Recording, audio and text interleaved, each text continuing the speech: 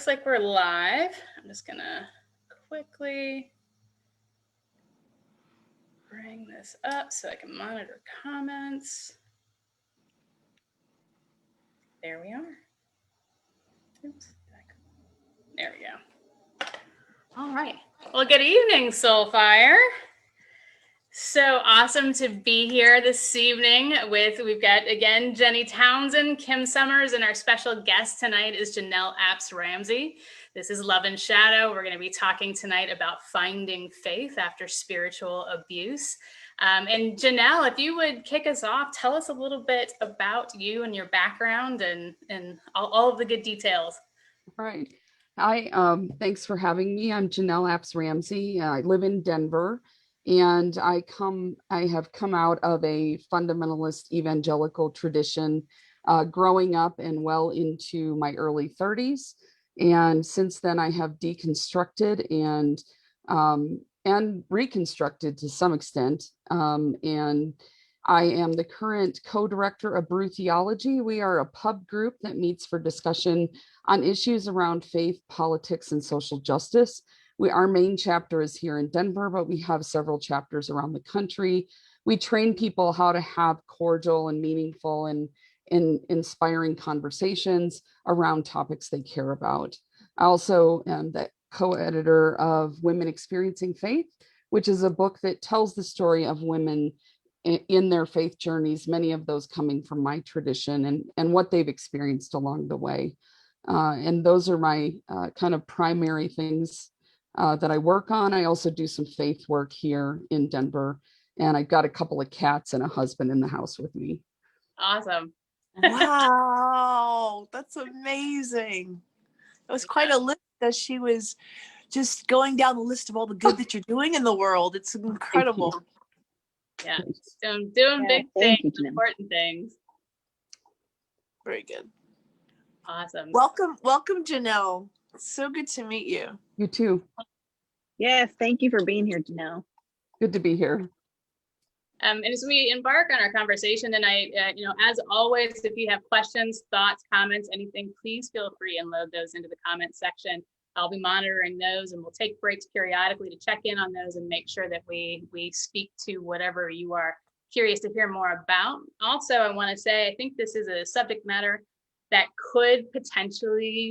we could venture into some areas that are a little sensitive, and so just a little extra self-care and awareness around that. So take care of yourselves. This is being recorded, so if you need to step away and you want to come back, there is a place to come back to. So with that, Kim, if you would do us the honors of grounding us and bringing us present, that would be awesome. Yeah, thank you, Molly. Thank you for this format. We're so appreciative of you. So let's just focus on first feeling our feet firmly on the ground or in lotus position, crossed leg. Focusing on the breathing. Allowing the breath to eventually breathe us.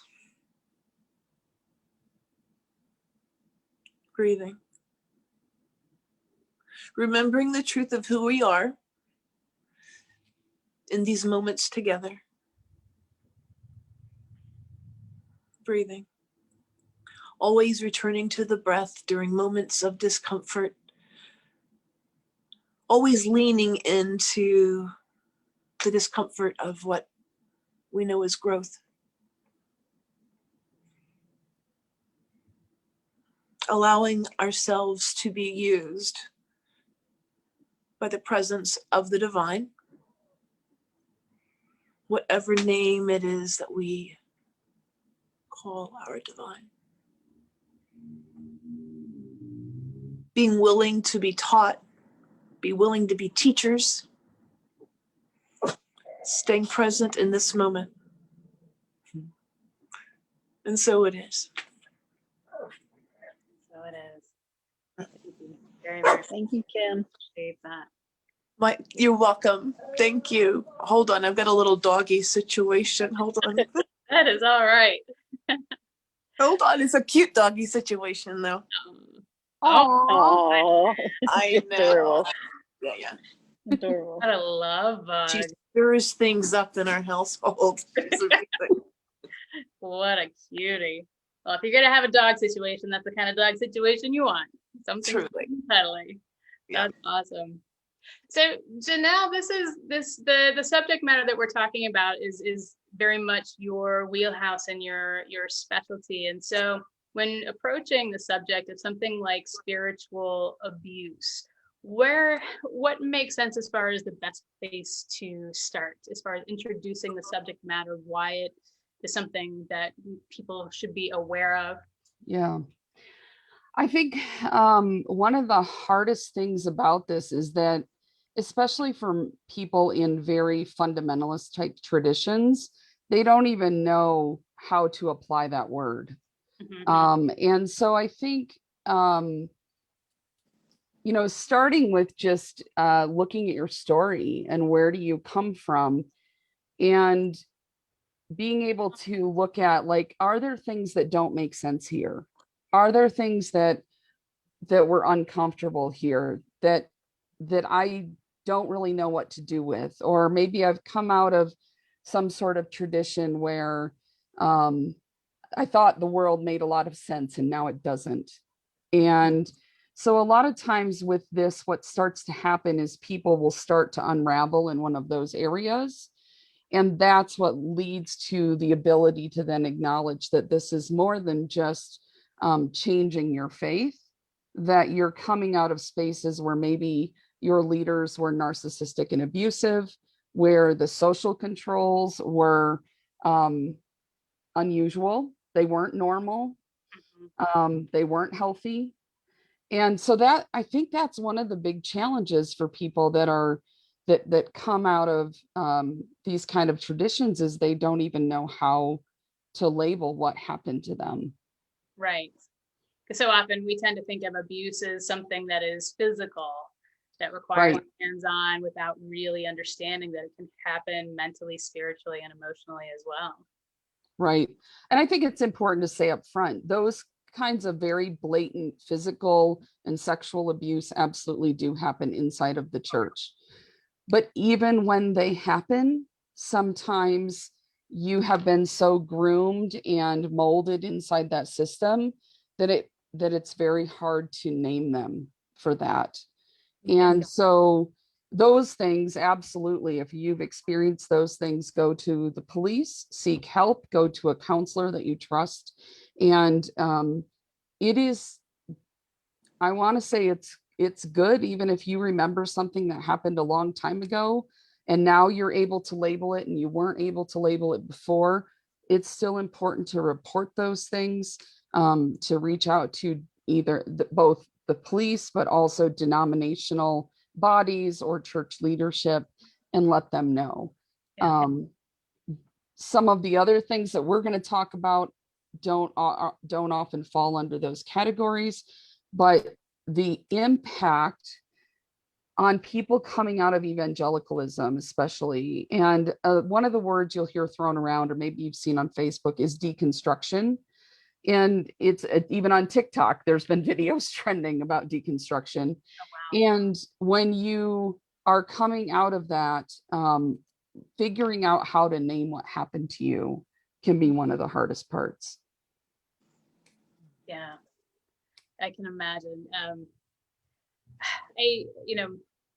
Speaking as somebody that has dealt with complex PTSD, sometimes referred to as childhood PTSD, I think, I know it took me a while to put the pieces together to understand that certain things in my life that I just took for granted as being normal and okay really weren't. I mean, I'm in my mid 40s now and I'm still connecting some of the pieces. So it's I can, and especially when it's under the guise of religion, that it's an even harder thing, because there's an automatic trust, I think, that people apply in a spiritual environment that makes it even that much harder. Yeah, so many of the things that we find out were not healthy are things that we were trained to believe were healthy. Mm-hmm. And And that, not only is it hard when you realize it's happened, but then you realize all the other people that were involved in what happened. And that can be a very destabilizing thing, and it bring a lot of guilt and shame with it, when you realize that probably people were hurt when you thought you were doing something good, and that you're going to have to make amends when possible, but also show a lot of self-forgiveness and a lot of grace to yourself, because you did the best you could at the time. But it isn't necessarily stuff that can be fixed. Yeah, absolutely. Absolutely. Oh, I think we just lost Jenny. Hopefully she'll pop back on here in a moment. Janel, you're speaking my language. I love the language of self-compassion. I think it's so important, and it's so hard to get there sometimes. The tradition I came from was very much about not having any self-esteem at all, or any pride was the poison word. Any time that you would say, I'm good at this, or even reporting I got a good grade or I did really well at a concert, would often bring criticism about you being prideful and not in God's, not being thoughtful about God. And that is so messed up and so poisonous. And so learning to have self-love and compassion is a journey that a lot of people have to get into and make connection with if they're going to heal. Mm-hmm. Where was your turning point? At what point did you start to go inward and feel that and experience that and have the aha of the self-compassion? Yeah. It's hard to pinpoint some of that sometimes. I think for us, it kind of started in being curious about what side was outside of our box on kind of a religious level. And so we went to a little bit more liberal and inclusive church for a while. And then I went through a program called Focus, which was a kind of a group therapy thing. And what led me there was I just was so angry. Is Focus an acronym? It's a seminar in Kansas City.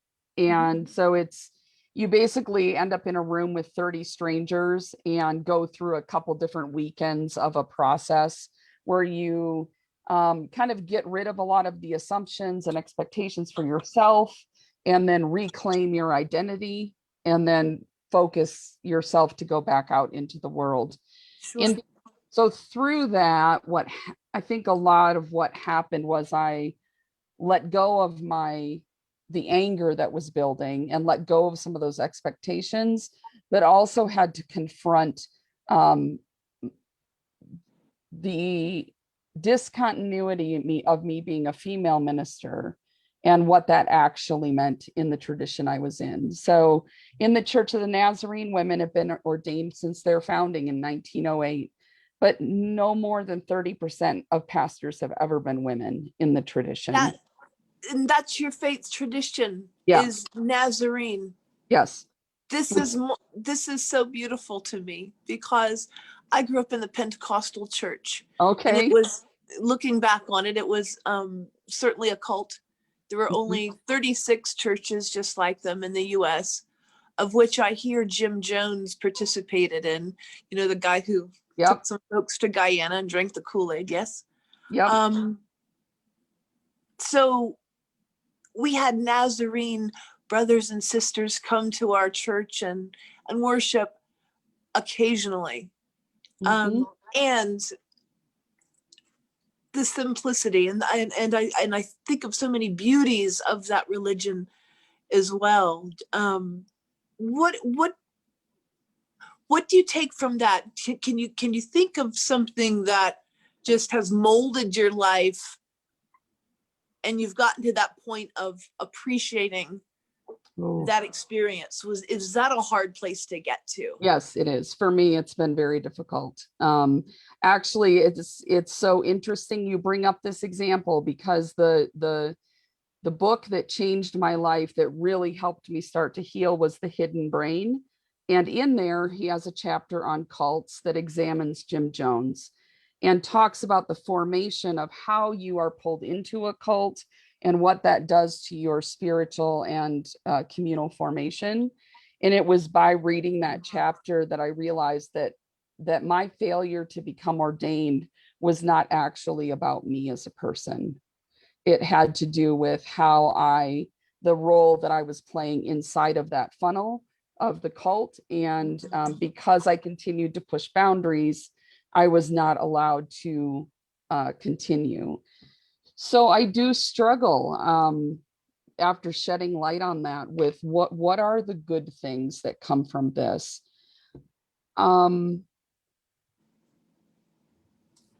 I think there's a deep desire in the tradition for holiness, to find peace with God, and to be seen in favor of God, to have that acceptance. And while they would not agree with probably putting it in this context, I do think that for people that want to belong to the divine, having a positive relationship with the divine is really important. How Nazarenes formulated that, I think, sometimes can be extremely dangerous and toxic. And so I wrestle with, I have not cut all ties with communication there. I've been to the Wesleyan Theological Society and presented some papers, and I have friends that belong to that community that are progressives that are doing really amazing theological work. And it's what's interesting to me is I found a home there, even as I struggle myself with kind of my own personal journey. But I'm still allowed to do that work and wrestle with the theology in that way. And maybe that's the beauty in it, is that there are still relationships that can be had there. They're just going to be people that have a more open mind than the denomination as a whole. Beautifully expressed. Thank you. When working with people, Janel, that are coming out of, that are working to kind of, for lack of a better term, deprogram, what are some of the toughest pieces? I think you touched on that a little bit, but what do people struggle with the most coming out of that? Well, I love to recommend my friend Kathy's book, Faith Shift. If it'll show it, it might. Her name's Kathy Escobar, and it's called Faith Shift. And in there, she has this beautiful example of what it is. And she talks about it in 5 steps that once I read this, like I was like, oh yeah, this is what I did. And that's why I like to share this piece from her work. So basically, when you start in a religion, whether as a child or you come to it later in life, you kind of fuse with it, you bond with it, and it becomes part of your existence and how you walk through the world. And as you're on that journey, you might start to shift. You might start to feel things that don't quite fit. So one of the categories where this happens for a lot of people in conservative traditions right now is LGBTQ rights and equality. And so they have a friend that's gay, and so they know that there's like a disharmony there, but they're not willing to they're not ready to go the whole way to equality. And so what happens when that happens is they retrench and they go back to that fuse point. Often that means like recommitting my life to whatever. And I'm just going to love this person, but I'm going to let that piece go. But that doesn't last forever. And they start to feel this waviness again. And so when you get to that point where you can't keep retrenching, you can't keep going back, you will unravel. And that unraveling can happen quickly. It can happen slowly. It absolutely happens in different steps. You can unravel and start to rebuild and then unravel again. That happens all the time. So, you can start to, I think you can start to, with that issue, LGBTQ equality, you start to examine that. You start to do the research, you read the Bible passages, you look at theologians, and you come to a place of acceptance. but you still love this thing that you were part of. And so you try to, and there are lots of Christians that are open and affirming and loving, and you can belong to them and be part of that and stay Christian and do that. But for some people, it just doesn't work as well anymore. And so then as you unravel, you start to figure out, well, what does fit? And that takes so many forms. Some people lose faith. They become atheist or agnostic. Some people change faith. They become Buddhist, or, they may convert to something else. Others, and this is probably where I fall, or I consider myself a progressive Christian. So I have been willing so far to stay inside the Christian sphere, but I'm on the far left side of that. And I really believe in social justice. I believe that loving your neighbor means wearing a mask. I believe that working in interfaith with my brothers and sisters from other traditions is critical to making the world a better place. And so my old Nazarene friends, a lot of them would say I'm not Christian anymore. But I still hold on to aspects of the story that I was raised with. And so that process, I think, happens for everybody, and it happens at different paces. It happens at different times, but there's grace in there. Like, if you're hearing this and you're just starting to shift, or maybe you've unraveled a little bit, it's okay if you end up going back for a little while. That's your process. That's your experience.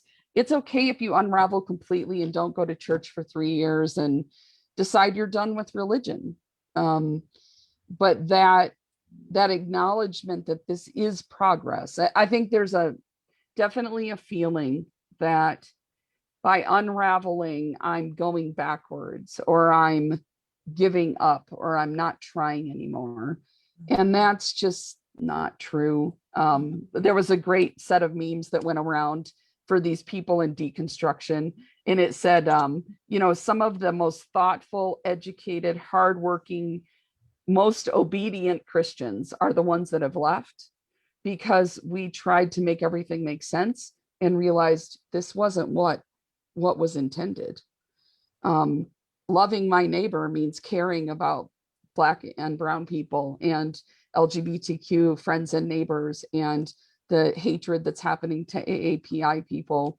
Those are the things that I should be caring about. And when the people claiming Jesus aren't doing that, I'm not going to be part of that anymore. So it's a complicated process, but it definitely seems to follow this arc. It sounds like part of that process, Janelle, is really and I was raised Methodist, sort of.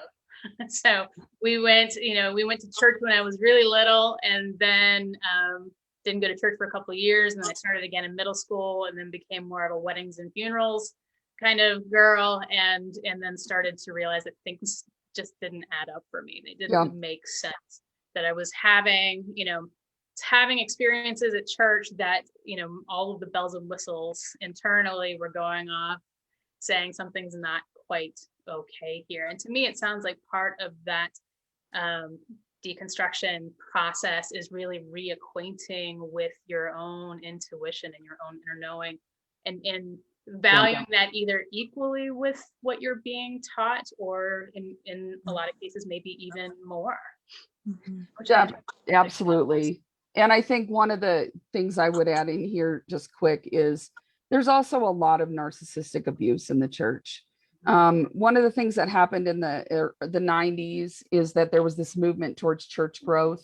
And what that did is really put an influx of people in leadership that are not healthy people. Not all, not every, but a lot. And I've got to tell you, like, I knew what the word was. I knew what narcissism was. I didn't know what it meant in terms of what it looked like in that kind of setting. And like a pathological standpoint. Right. And so once it happened to me and I knew what to name it, then as I started looking back over my story, I realized that, man, this movement towards growth has created spaces in the church that are just completely toxic. The way that, and the really hard part is often people in the pews don't really see it, but it's inside of leadership, behind the church board, behind the pastoral staff, where this kind of poison and behavior is taking place. And I don't think that the whole will be healthy when that's going on. And recovering from that kind of abuse is different than, I mean, I don't know how you're supposed to say this. It's a special kind of work that needs to be done when you're recovering from narcissistic abuse than other kinds of abuse. And for everyday people that are sitting in the pews and just having these weird senses, or maybe they're not liking something they see, but they can't name it. By the time they figure it out, the damage is done. And the recovery, I think, often is going to take their faith practice with them. And it's hard stuff. It's really hard because these people have been put on pedestals, and that is not where they belong at all. Absolutely. Yeah. It's so, sorry, Molly, go ahead. You. I was just going to say it's so hard too, because that form of narcissistic abuse also within religion and fundamentalist religion is so woven into the culture of our country too. So it is something that is just so rampant that everywhere you look, you'll see people that believe the same thing. So it's hard to say, well, are they wrong or am I wrong? Or, so, and narcissistic abuse, I've been talking about this over and over again, is what you're saying, Janel. It's a deconstruction. It's, rescuing yourself and your own intuition and your own thoughts back from the person who replaced your judgment with theirs and undermined every decision you ever made. So you have culture, and then you have these people that are so controlling, and you just have to deconstruct that. So yes, that's so important. So good. So good. And Janel, part of our theme lately in our conversations has been this concept of spiritual bypassing, whereby you'll just focus on the positive and the love and the light, and just call everything it's all in divine order, right? And bypassing those human emotions and feelings that need to be felt. And what it sounds like to me is we're having a very similar conversation, in that you're saying exactly that. Name those feelings, feel those feelings, in order to heal it. We're to reveal it and feel it. Yeah. So that I'm really witnessing in the conversation, and witnessing you speak, how mature and far along on this path of healing you are. And it's taken incredible amounts of work. And I see that. And I know that because I'm from, similar circumstances.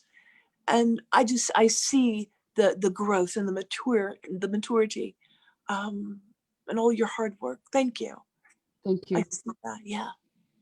And especially within not only a church culture, but in wider Western society culture, especially with women who are taught that a denial of self is a virtue. Yep. I mean, holy cow! Untangling that is that's big work. That's big work. And it's so disappointing too, because the word and work of Jesus was social justice, was progressive, was inclusive.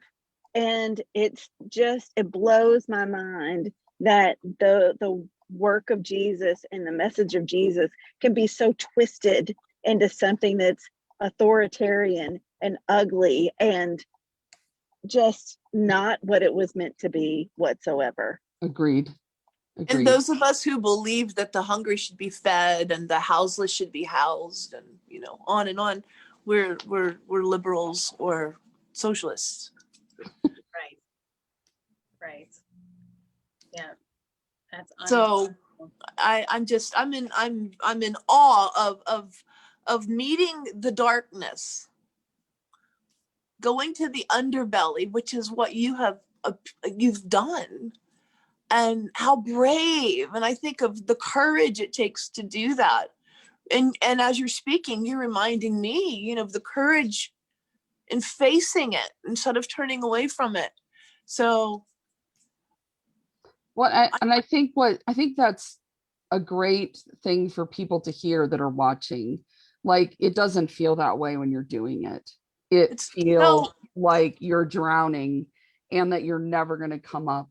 And dying, like a death, and we know that it is that. We've had this conversation as well, Janelle. This is so perfect you're here. This death of the ego, this dying of who we thought we were to come more into our recognition of wholeness, who we really are, right? So that takes such great courage. Well, and I think it's a huge challenge, especially for people that are in ministry, because coming out of the kind of tradition we did, ministry is a calling, and there's only one answer, and that answer's yes, and that answer's permanent. And by deconstructing, I walked away from my permanent answer, and that is so hard, and it is so it's been hard to walk. Like, I've hated some of this journey for that, but it's really hard to watch my friends go through it too, when what you thought you knew the world was going to look like, what you thought your life was going to be, just dissolves in front of you. And I know that's not unique to this, and I know that people have to do this every single day for all kinds of reasons, but I think that faith overlay makes this so difficult. And I know even people that aren't in ministry, like, that wasn't their full-time goal. There are a lot of agencies that send college students as missionaries around the world and use the same kind of language and the same kind of dedication and the same kind of commitment to Jesus no matter what. And they come out almost in the same condition as what they thought they knew the world looked like. It doesn't look like that at all. And that was actually part of the book that got to me is the author compared this cult membership to what happens to a missionary when they're sent out into the field. And the Church of the Nazarene is all about missions. That's their whole goal. And so it was just, there's so many layers. Like, you get through one layer and then and literally I've been doing a decluttering project. You open a box and you're like, crap, I have to do this again because here's another thing that I didn't finish, or I need to work through, or I need to just sit with what happened there and who am I now and what happened then and how do I deal with that? Mm-hmm. Yeah, so beautiful. And how can I be kind to the one who did that thing, whatever that thing was, right? So beautiful. So Janelle, it sounds like when and maybe I missed her, but it sounds like when you started to step away, it was you and your family that made that transition kind of together. So it's really interesting. We got married right out of college in 1997, and we're still very much in the Nazarene world. My parents moved to New Mexico and stayed Nazarene for a while, but then their church closed. And so they had to go somewhere else, and they went to the Presbyterian PCUSA denomination, and they were living in New Mexico. And moving out of the Midwest is kind of like leaving a church as well. Yeah. And so it was kind of cool in that my parents actually, I think, deconstructed a lot before I did.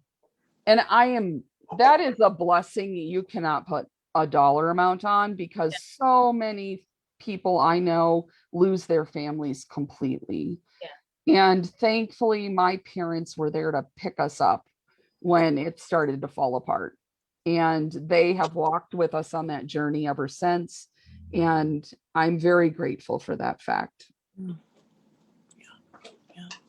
Yeah, I know that when I was in Jehovah's Witnesses, Janelle, I saw families separated just because of belief systems. Because and the cutoff point was at the moment of baptism. If you had been baptized, you had made a public declaration for Jehovah God. And if you had been baptized and went against one of the teachings, you would be disfellowshipped, Yep. meaning you would be kicked out of not only the religion, your family would disown you. Yep. Disown you. So I saw grandparents who longed to see their grandchildren. They hadn't seen that. So yes. And often in evangelical circles, there is no formal declaration like that, which in some ways I think it makes it a different experience in that there's no clarity. Yeah. Like you might share something deeply that has shifted in you, and all of a sudden your friends don't talk to you anymore. And you're like, what did I do? And I think that is a really painful part of this process as well. And just so everybody is aware, I'm gonna double check right now. I think, Janelle, I put some information in there. Looks like I didn't put a link. So I want to make sure I put a link to Brew Theology in the description so people have the ability to get in contact and see if there's a local chapter. But I think, conversations around support, how to ask for support when you're going through this process, and how to support others who are going through this process. What are some of the most important things as far as supporting somebody, either yourself or, somebody. Yeah. I mean, for yourself, if you are just starting this process, I think podcasts and reading are two really big pieces. Get to know and hear stories that tell you you're not crazy, because they're out there. So people like Sarah Bessey and the late Rachel Held Evans can be good guides in this journey. I can give Molly some links. I have some lists up on a site called spiritualitycollective.com. You can go there and find lists and links to different things as well. When it comes to supporting other people, listen without judgment. When we can, again, hug them. They feel lonely. They need you. If just enter into their story. Like, I think that's a key piece, because so many people deconstructing, they've had answers given to them for so long.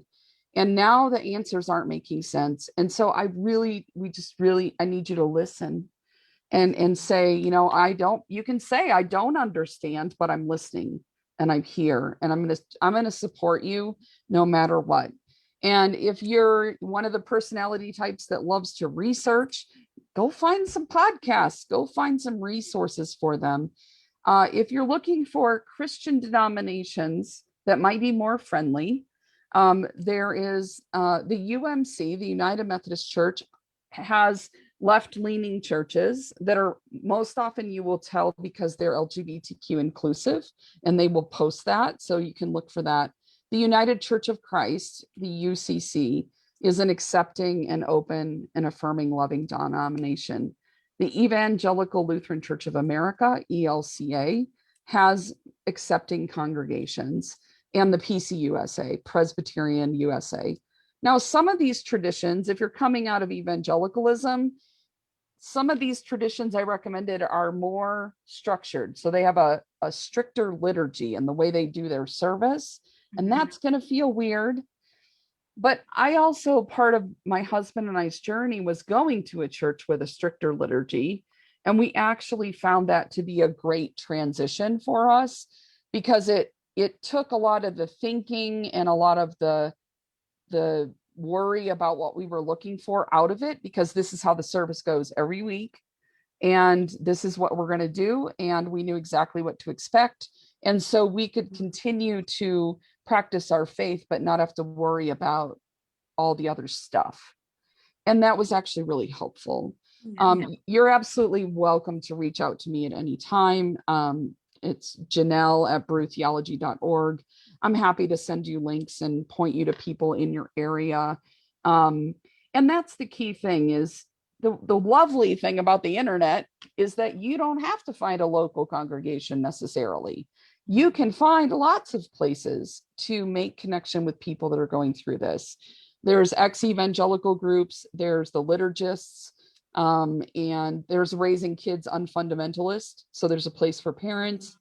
And so you can find these communities online. The other thing I'd recommend that you can kind of look at this and then find the people that are there is called the Wild Goose Festival. It takes place in North Carolina. It'll be on Labor Day this weekend. It's usually after the 4th of July.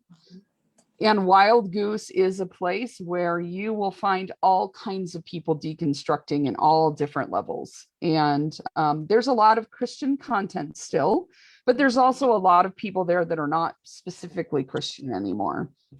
And so you can look there, you can find connection. They have a Facebook group you can join to, interact with people that are deconstructing and going through that. And then you can, if you have the ability, you can make the trip. It's basically summer camp for Christian kids, but we're deconstructed and we're not toxic. So That's awesome. So there's lots of stuff out there. I think one of the primary things I hear is I feel so alone. Am I the only person going through this? No, you're not alone at all. There's thousands of us. And if you can find one of us, you can find the rest of it. So, and you just found one of us. So please reach out and let me know if you need help getting connected and finding resources. That's awesome. Thank you, Janelle. Question, and this just dropped in, and is, sure. Is there is the deconstruction from church doctrine, I think overall, is there, it feels like there's probably a little bit of special attention around people probably trying to heal from the whole purity culture thing. That's important to mention.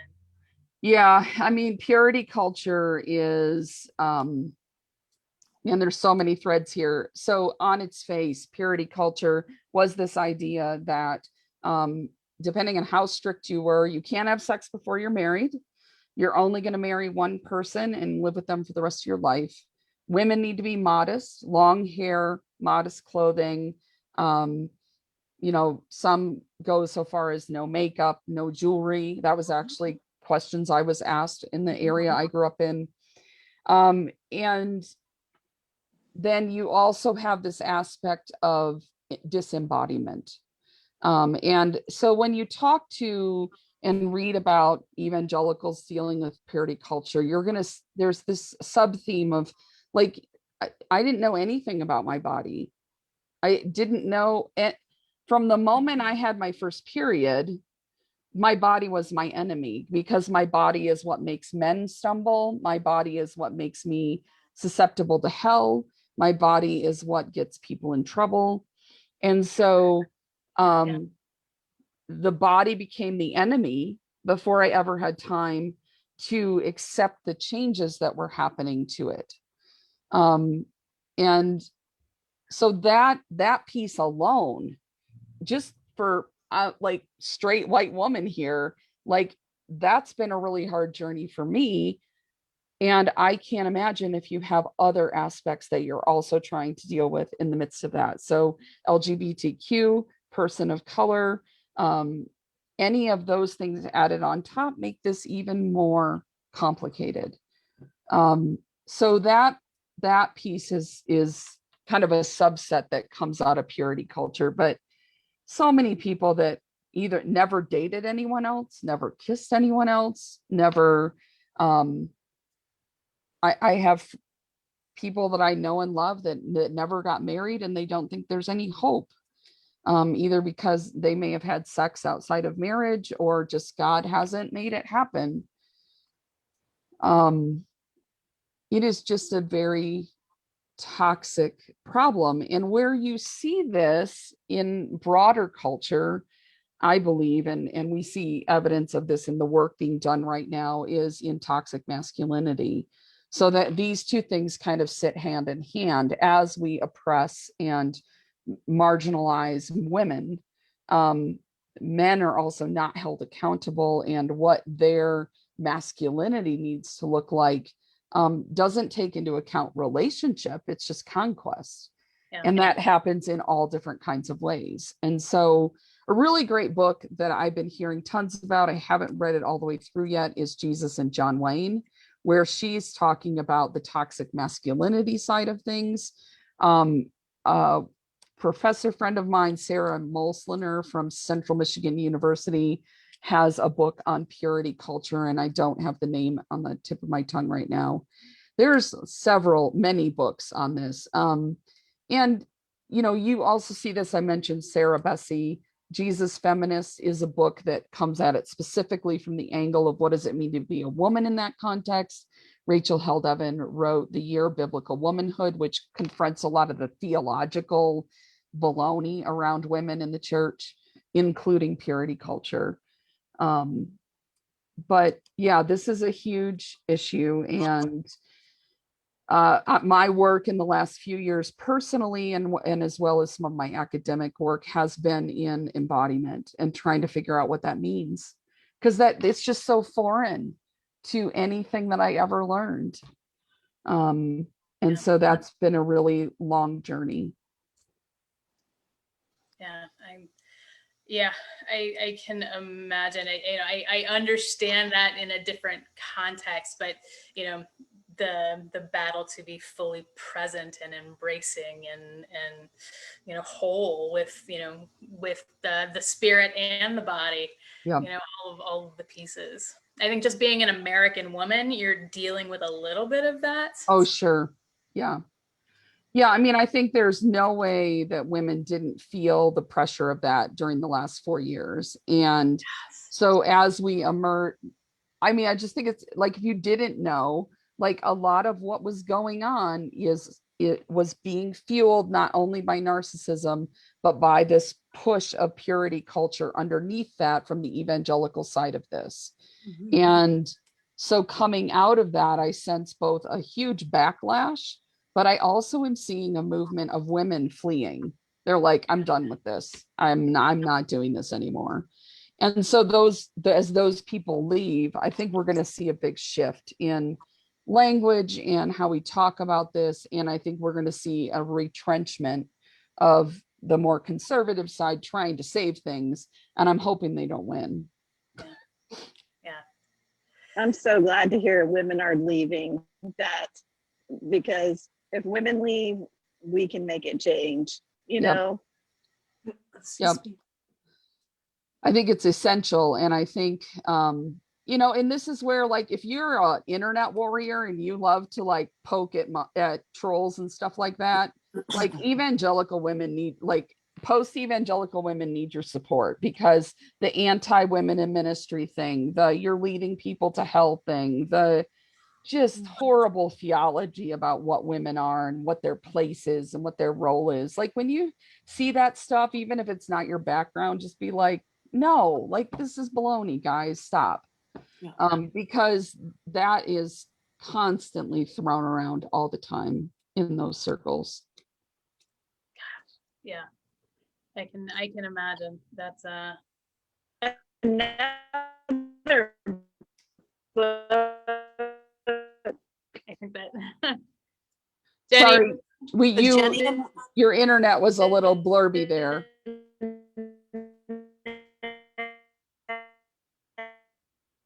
Uh-oh. She's going through a tunnel. Okay. Wow. Yeah, this is awesome, the conversation. I appreciate you so much for talking about this in your journey. And oh, there she is. There I am. You Can you hear there? me now? Yes. Yes. Okay. I was just asking Janelle if you heard of the book Mary Magdalene Revealed by Megan Waters. I've heard of it. I have not read it. Just such a good book with a lot of stories about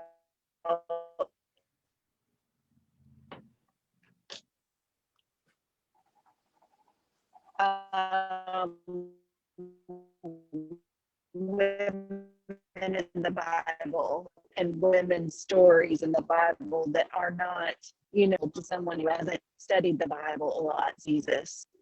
Yeah. I'll have to look into that for sure. Can you repeat the name of it, Janelle? Mary Magdalene? Do you know? Revealed, I think. Yeah, I've been writing all the stuff down.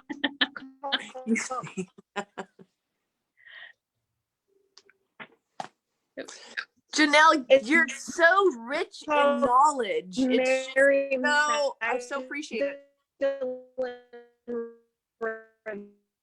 Revealed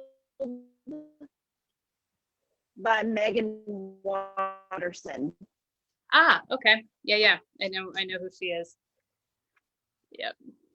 Megan Watterson. All right.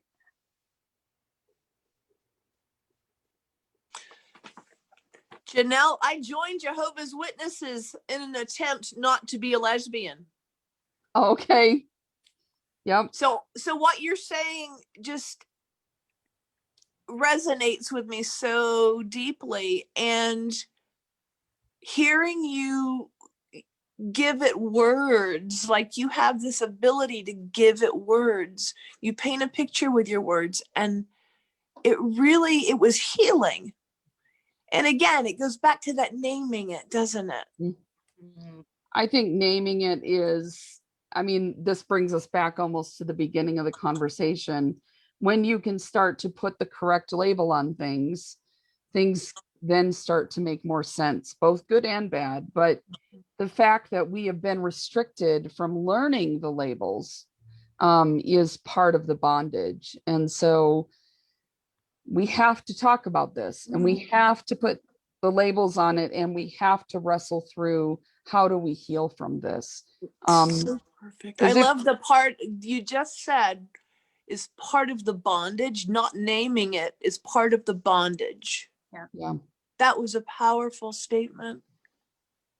So that just hit me. So would you? Oh, go ahead. I'm sorry, Kim. Go ahead. No, I was just saying, would you continue, Janelle? Thank you. So amazing.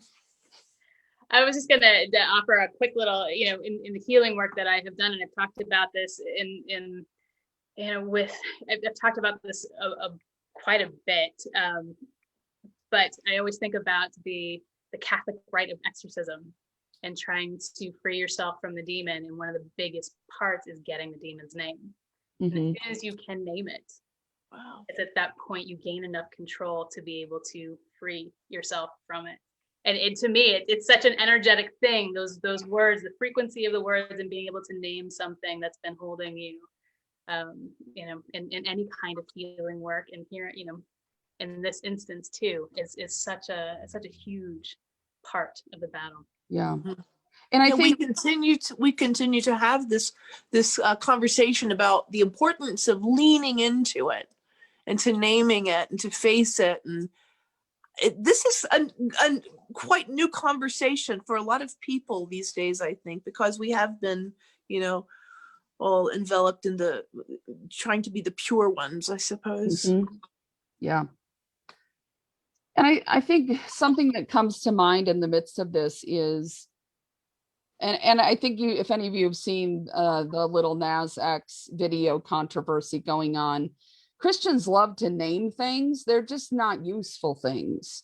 So, they'll name like demon possession and be afraid of every corner and worry about falling away and all of this stuff. And you're not dealing with the fact that you have an abusive narcissist in the pulpit who is hurting people. And I think that that's one of the shifts that's I think we're going to see play out in language and in the reaction from the right is we're going to try to keep focusing on things that don't matter. We're going to keep trying to blow up the channel on, Nike, Caleb Hugh and Dr. right, Seuss and all of that. And none of that means anything.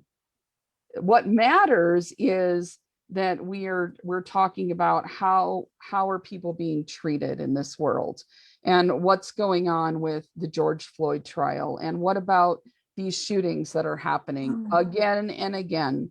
You will spend more energy denouncing Dr. Seuss choosing not to publish some books than a guy that just walked into a grocery store 10 miles from where I live and killed 10 people. Yes. I don't care about Dr. Seuss. Like, do something that actually matters. And I think that I hope our culture is awake enough to start looking at them and saying to them, we're not listening to this anymore. We're tired of it. We're done. And that's not a popular view inside the circle, but you got to stop. Like, you can't keep preaching abortion at me when you don't care about the 10 people that just died down the street from me. It's you're the pro-life or you're not.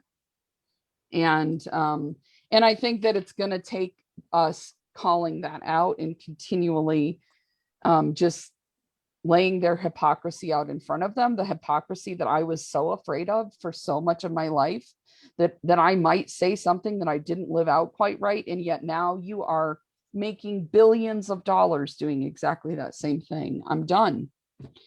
And then that's where I struggle with my own label sometimes. I don't, do I want to be a Christian if that puts me in that camp? But I am still. And so I'm done playing the games. And I think that for a lot of people deconstructing, they will get to that space. And it takes time. It takes a lot of time to be able to say those things out loud. But I think it's important to say those things and name them. Yep. Beautiful. absolutely. Yeah. I don't even know what we could possibly add after that. That seems like the perfect.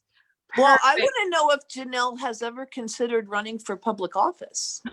That's a great. I have not. I am doing more activist work, which I never thought I would do in my life. I'm doing a lot of climate work here in Denver and interfaith work. So we'll see. I never thought I'd be doing what I'm doing today. So I don't know what the future holds. I'm following you. Yeah, you would be really great at that, Janel. Thanks. Really great. Yes, ma'am. Yes, ma'am. You're amazing in your wealth. The problem is I sometimes cuss too much, I think, for most people. Well, then you're in the right space. Yeah. I love it. What you are saying needs to be heard. So keep talking. I will. Absolutely. Thank you, Janel. Thank you so Thank much. you. Oh, Very thank much. you for having me. I think we will be having you back, I believe. Okay. Yes, please. Let's keep having these conversations. Yeah. Oh, yeah. So important. Absolutely.